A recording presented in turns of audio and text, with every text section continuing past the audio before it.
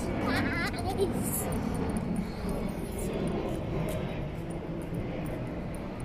evening. Since wala na tayong trabaho sa ngayon, inutusan tayo magbayad ng internet. Kasama ko yung bata.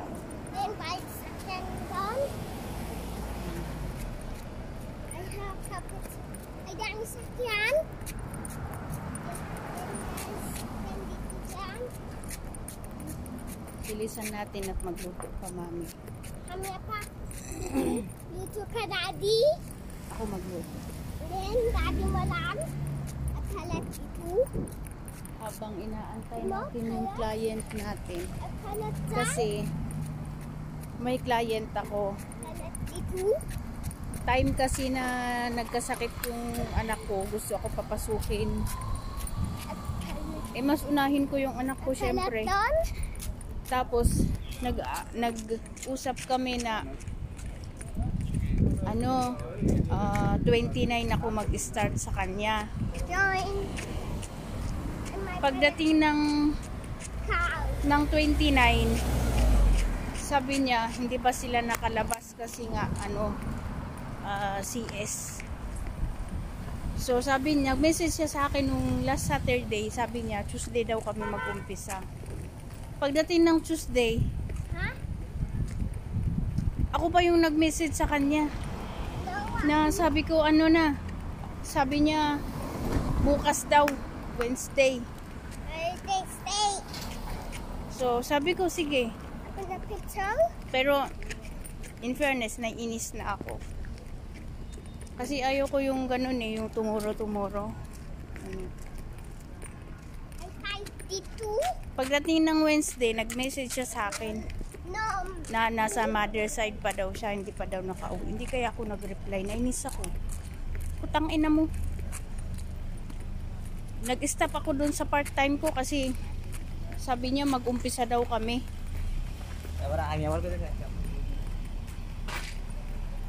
Na actually papasukin ko pa yung part-time ko kasi sabi niya sa akin, hanggat hindi ka nag-i-start diyan sa client mo, mag-part-time ka muna sa akin.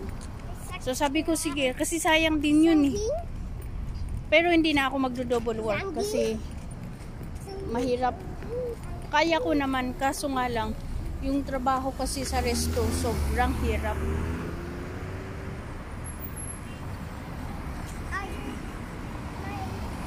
Hindi ko yung wala kang upo, ultimo mag-CR.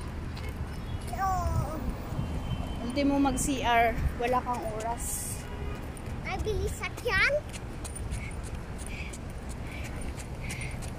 Ay, layo. Tapos ito pa, nung nagkasakit ako, syempre gumastos ka. Nagkasakit ka, no, hospital ka No.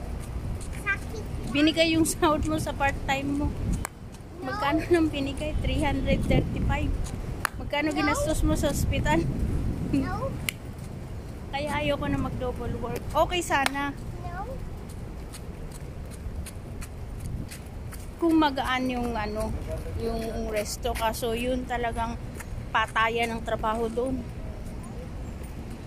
Yun ang yun yung mali nung client ko, yung madam. Kasi mabait sila. Mabait kung sa mabait. Wala akong masabi kasi nag-isang taon ako sa kanila, yung anak niya inalagaan ko, baby care. Ako yung caregiver ng anak niya siya, yung dapat bigyan niya ng time. Halimbawa, ako mag-break time ako, kahit sabihin mong 30 minutes, sige kain ka muna. Tapos sunod yung isa. Ganun, hindi yung mag-umpisa ka ng alas 2 ng hapon. Straight yun hanggang alas 10. Walang upo-upo. Walang break time. So, kami, nagnanakaw kami ng pagkain. Pero ako, nagdadala ako ng kape ko. Kasi, mataas sugar ko Alam ko pag bumaba yung sugar ko, manginginig ako, pagpapawisan ako. No, wag na po. So, hindi yun pwede sa akin.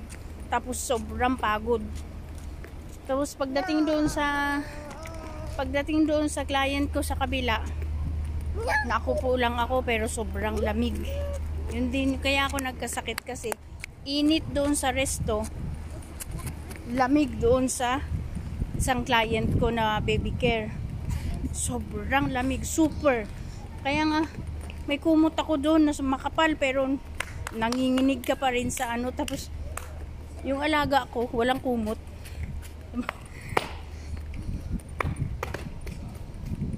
Okay sana yun kasi kahit papaano habang hindi ka pa nag-uumpisa sa client, may mga part-time. Kaya hindi na ako magre-reserve ngayon yung pag halimbawa may mag-book sa akin. Hindi lang isa, kailangan mga 3 para at least kung pumalya man yung isa, at least may reserve ka din na isa. Ganun. Kasi may mga madam na tulad nitong client ko na to. Sabi niya hindi pa daw sila nakauwi.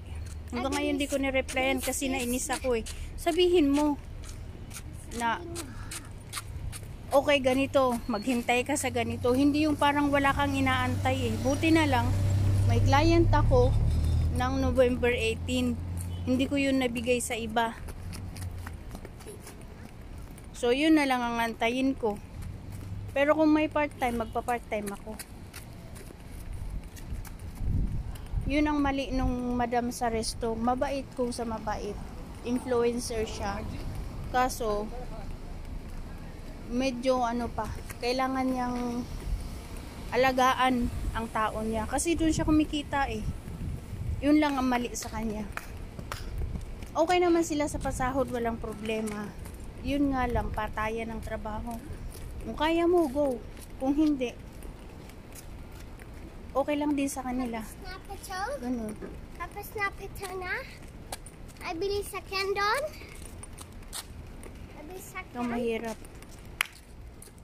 Ito, habang naghihintay ng ibang client, tambay muna tayo sa bahay. Tulog muna. Kasi, 82? no. Doon, sa kabila. May what doon? Then, small yan? So, doon lang ang kwentuhan kasi andito na kami sa internet shop. Magbabayad na kami.